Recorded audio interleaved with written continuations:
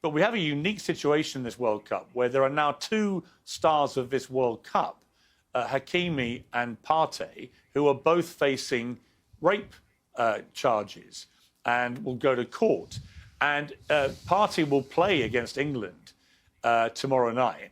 And apparently what the England football chiefs have decided is it will be left to the individual players as to whether they shake Partey's hand. Now, we've kind of touched on this before, but it is a very complex issue because, of course, he's innocent till proven guilty.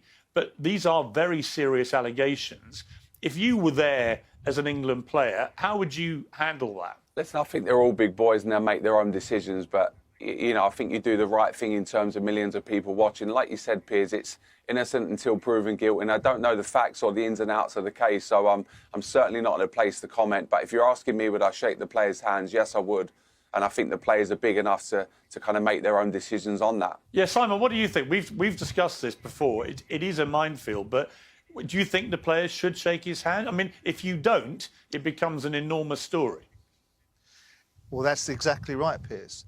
And as John has said, we discussed this in the other show, and I talked about it from the principle of being a club owner with a player facing that sort of allegation and what it looked like. And moving from allegation to being charged is a different barrier to me. So, as I said to you on the last discussion we had with Sean, if he had moved from an allegation to being charged, I would take him out of commission because I think it would be for the better interests of the reputation of the club and everything that goes with it.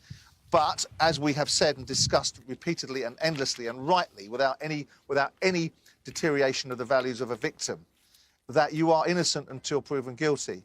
And judging people, be careful how you judge people, because one day someone will come along and judge you. So I think it's entirely appropriate that players do what they want to do, but I would suggest that shaking hands is probably the right thing to do until such a time as someone's been found guilty. We know this controversial situation. We know that he's allowed to